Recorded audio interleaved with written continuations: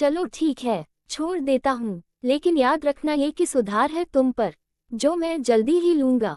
अब चलो, कहकर कबीर ने पायल को छोड़ दिया और उसके साथ बाहर आ गया।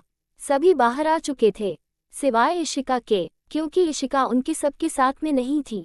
अब आगे, जब पायल को इशिका नहीं दिखी, आप सब आ गए। इशी कहाँ है? पायल ने मंदिर से बाहर आते ही पूछा। पायल, इशिका तो तुम लोगों के साथ अंदर थी ना?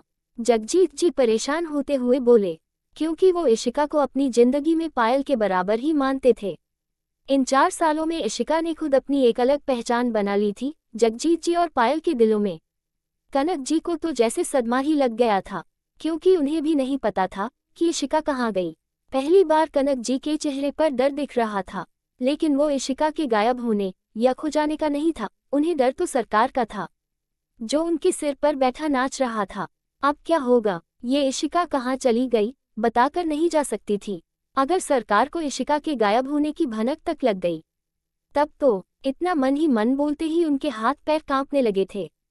कबीर भी इशिका को ढूंढने में अपनी पूरी टीम को लगा चुका था।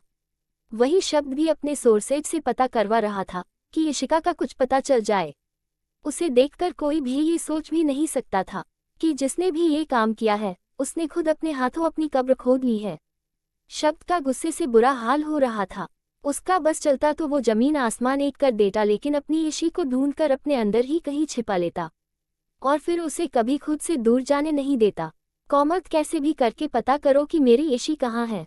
अगर वो मुझे आज नहीं मिली ना, तो मैं पूरे मुंबई शहर में आग लगा दूंगा, सब कुछ तबाह कर दूंगा। आज तक सबने मेरा सब्र और मेरी शांति देखी है, लेकिन अगर आज मुझे मेरी इशी नहीं मिली, तो तुम सब मेरा गुस्सा झेलोगे और आज मैं खुद तुम सबको मेरी इशी के प्रति अपनी दीवानगी दिखाऊंगा। ऐसी दीवानगी जो सब कुछ राख कर देगी। कहकर शब्द वहां से गुस्से से चला गया। वहीं बाकी सभी को राहुल और राधिका ने समझा बुझाकर घर भेज दिया था। अब थे तो बस कबीर, पायल, राहुल, राधिका और कबीर व शब्द के कुछ बॉडीगार्ड्स। आई थिंक हमें भी यहाँ से चलना चाहिए। एक काम करते हैं, हम हमारे विला चलते हैं, वहीं आराम से सोचेंगे और इशिका को खोजने का प्रयास करेंगे। कबीर उन सब के पास आते हुए कहा। लेकिन शब्द भाई, राधिका चिंता से शब्द की ओर देख रही थी। राधिका, तुम चिंता मत करो, शब्द को मैं खुद समझा बुझाकर अपने विला ले आऊंगा। राहुल, तब तक तुम राधिका और पायल को लेकर मेरे विला पहुंचो, मैं शब्द को लेकर वहां पहुंचता है। वहीं दूसरी तरफ द राठौर पैलेस। वाह सोनिया, क्या प्लान बनाया था तुमने उस इशिका को रास्ते से हटाने का। लेकिन तुम्हें पक्का यकीन है इशिका तुम्हारे उन्हीं आदमियों के पास है? आई मीन उस लखा के आदमियों के पास। काया बेड पर बैठी गिलास में वाइन पीते हुए बोल रही थी। यस ऑफ कोर्स बेब्स, वो इशिका लखा के आदमियों की गिरफ्त में है। प्रूफ देखना चाहती हो तो ये देखो, कहकर सोनिया ने अपना फोन खोलकर काया के सामने कर दिया और फिर काया के बगल में ही बैठकर अपने वाइन के गिलास से वाइन पीने लगी। काया ने जैसे ही सोनिया के फोन में इशिका को एक डार्क ब्लैक रूम में एक लकड़ी की चेयर पर बंधा देखा, तो उसकी आंखें ये देखकर खुशी से चमक उठी। वो पूरा डार्क ब्लैक रूम में लगभग अंधेरा में डूबा हुआ था। एक छोटी सी लाइट थी जो वहां जल रही थी, जिसमें इशिका बड़े बड़े बॉक्सेज से घिरे बिल्कुल बीचों बीच एक लकड़ी की कुर्सी पर बंधी हुई थी। उसके हाथ कुर्सी के बैक साइड पर बंधे हुए थे। मुंह पर पट्टी बंधी हुई थी, जिसमें से इशिका की घुंटी हुई चीख ही बाहर निकल रही थी। इशिका हेल्प के लिए किसी को रोते हुए पुकार लगा रही थी। उसका पूरा चेहरा उसके आंसुओं से भीगा हुआ था। ये देखकर काया और सोनिया की खुशी का कोई ठिकाना नहीं था। सच में सोनिया, उस लखा के आदमियों ने काम बहुत अच्छा किया है। बस एक बार ये इशिका का काम खत्म हो, फिर उस पायल की बारी। काया गुस्से और नफरत की आग में फोन की तरफ देखती हुई बोली और फिर एक घूंट में ही पूरा गिलास खाली कर दिया। बेब्स रिलैक्स, बिल्कुल वैसा ही होगा जैसा हमने सोचा है, क्योंकि शब्द मेरा है और कबीर मेरा, कहकर दोनों हंस दी। उधर रघुवंशी विला। राहुल, इशिका कहाँ होगी, कैसी होगी, मुझे उनकी बहुत चिंता हो रही है। राधिका राहुल के सीने पर रोते हुए बोली। मगर राहुल भी शांत था, वो कुछ भी नहीं कह पा रहा था, लेकिन उसे भी इशिका की चिंता हो रही थी। तभी कबीर शब्द के साथ अपने विला में आता दिखा। शब्द इस वक्त खामोश था, जैसे कुछ सोच रहा हो। पायल कबीर के पास आए और उसका हाथ पकड़कर एक कोने में लेकर आ गई और बोली, कबीर, इशिका कुछ पता चला? मुझे पापा का फोन आया था, उन्होंने मुझे घर बुलाया है, लेकिन मैं ईशी के बगैर कैसे जाऊं? पापा की तो जान बसती है ईशी में, और मैं भी ईशी के बगैर नहीं जाने वाली। प्लीज जल्दी से मेरी ईशी को वापस ले आओ, उसे कुछ नहीं होना चाहिए, कहकर पायल कबीर के सीने पर अपना सिर रखकर रोने लगी। कुछ नहीं होगा मेरी बहन को, कहकर कबीर भी पायल के बालों पर अपना हाथ फेरकर उसे शांत करने लगा। कि तभी वहां कोमत और अधिक भागते हुए आए। शब्द सर, इशिका मैडम का क्लू हमें मिल गया है। वो जंगल के पास वाला एक खाली मिल है जो कब की बंद पड़ी हुई थी। वहां पर इशिका मैडम के फोन से उनकी लास्ट लोकेशन पता चली है, और अब इशिका मैडम का फोन बंद आ रहा है। हाँ, ये हो सकता है कि जब हमने फोन किया हो तब तक इशिका का फोन ऑन हो, लेकिन जैसे ही हमने उन्हें फोन किया तो उनका फोन बंद हो गया। कोमत के बताते ही कबीर बोला। पायल भी कुछ सोचते हुए, या फिर बंद कर दिया गया हो। आई थिंक कबीर, ईशी वही है उस जंगल के पास वाले मिल में, क्योंकि वो मिल अब लगभग सुनसान हो चुका है। जो भी हो, उसने मेरी ईशी का अपहरण करके अपनी मौत को दावत दी है। शब्द गुस्से से बोला और विला से बाहर निकल गया। उसके पीछे बाकी सब भी विला से बाहर निकल गए। जंगल के पास वाला जगतराज मिल। हेल्प हेल्प, इशिका एक कुर्सी से बंधी हुई चीख रही थी, लेकिन उसकी आवाज उसमें ही दब जा रही थी क्योंकि उसके मुंह पर पट्टी बंधी थी। तभी डार्क ब्लैक रूम का दरवाजा खुला और वहां से एक साथ कई साए अंदर आए। वो साए लखा और उसके आदमियों के साए थे। वीरे, देखना ये आइटम कैसे फड़क रही है। छूटने के लिए क्या करें? मुझसे तो इस आइटम का दर्द देखा नहीं जा रहा। लखा इशिका की तरफ थोड़ा झुकता हुआ बोला। तो दर्द कम किए देते हैं इस आइटम का। वीरे भी अब इशिका के ऊपर थोड़ा झुक गया था, तो लखा के सारे आदमी हंसने लगे, लेकिन इशिका डर से बुरा हाल था।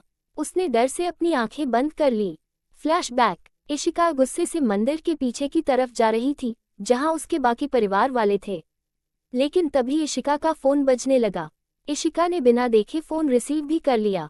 रिसीव करते ही, आप इशिका मैडम बोल रही है? जी कहिए। जी, वो पायल मैडम का एक्सीडेंट हो गया है, यही मंदिर के पास खून से लथपथ पड़ी हुई हैं।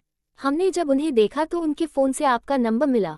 प्लीज आप जल्दी से आ जाए, हम यहीं बाहर वेट कर रहे हैं, कहकर दूसरी तरफ से फोन कट गया। फोन के कटते ही इशिका तो जैसे कांप उठी।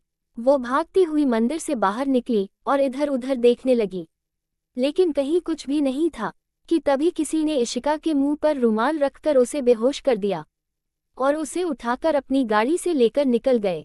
Flashback and. लखा और वीरे इशिका के चेहरे को छूने जा ही रहे थे कि तभी उस रूम का दरवाजे एक तेज तड़ाक की आवाज से खुल गया। लखा और उसके आदमियों ने पलटकर देखा तो अंधेरा होने की वजह से उन्हें कोई नहीं दिखा। हरिया, जा देख, किसकी मौत आई है, लखा अपने आदमी से बोला जिसका नाम हरिया था। लखा के कहते ही हरिया दरवाजे की ओर बढ़ने लगा। वो दरवाजे पर पहुंचा ही था कि तभी हरिया हवा में उड़ता हुआ लखा के ऊपर ही आ गिरा, जिससे लखा भी संभल नहीं पाया और जमीन पर जा गिरा। वीरे जल्दी से लखा को उठाने को लपका। लखा के खड़ा होते ही, कौन है बे, तुम सबका काल, एक आवाज उस दरवाजे से उभरी, जिसे सुनकर लखा और उसके आदमियों के होश ही उड़ गए। लेकिन इशिका उस आवाज को पहचान गई थी।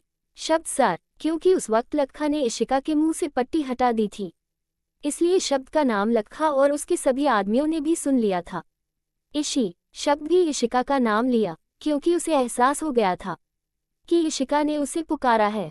तभी शब्द भी बाकी सबके साथ अंदर आया तो देखा इशिका वही कुर्सी से बंधी थी।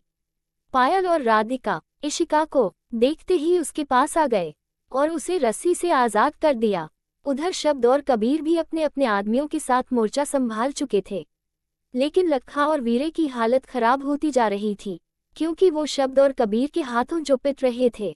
मेरी इशी को हाथ लगाएगा, हाथ लगा के तो दिखा, बोलते हुए शब्द लखा को अधमरी हालत में पहुंचा चुका था। तभी राहुल बीच में आते हुए, शब्द, कबीर छोड़ो इन दोनों को, अरे मर जाएंगे ये दोनों, कहते हुए राहुल ने कबीर और शब्द को उन दोनों से अलग किया। लेकिन शब्द फिर भी रुकने का नाम नहीं ले रहा था। वो मारने के लिए आगे बढ़ा ही था कि तभी इशिका आकर शब्द के गले से लग गई, जिससे शब्द रुक गया और इशिका का एहसास पाते ही वो उसे अपनी बाहों में भर लिया। पायल भी कबीर के हाथ को पकड़कर रोककर खड़ी हो गई थी। तभी कबीर, शब्द, हमें ये भी जानना है कि इन लोगों ने इशिका की किडनैपिंग की तो क्यों की और किसके कहने पर की। राहुल उन दोनों के आगे आते हुए बोला। हाँ कबीर, राहुल सच कह रहे हैं, हमें ये जानना होगा कि इशिका किडनैप क्यों हुआ। ठीक है, अगर यही बात है तो इनसे मैं पूछूंगा। शब्द आगे आता हुआ बोला और लखा को उठाते हुए, बोल तूने मेरी इशी को किडनैप क्यों किया। फिर गुस्से से उन्हें मारने लगा। बताता हूँ, हमें पैसे मिले थे, वीरे आगे आता हुआ बोला। वीरे की बात सुनकर शब्द लखा को छोड़ वीरे की कॉलर पकड़ ली। बता किसने दिए थे पैसे, नहीं तो आज जान से गाड़ दूंगा। शब्द उसे झकझोरते हुए पूछा। वो कुछ बोलता कि तभी पुलिस भी आ गई। 2 लड़कियां आई थी, उन्होंने हमें 2 लाख रुपए दिए थे, बाकी के काम होने के बाद मिलने वाले थे। लखा बोला, जिसे अब तक पुलिस ने पकड़ लिया था। फिर कुछ पूछताछ के बाद पुलिस उन्हें अपने साथ लेकर चली गई। कॉमत पता करो, वो दोनों लड़कियां कौन थी।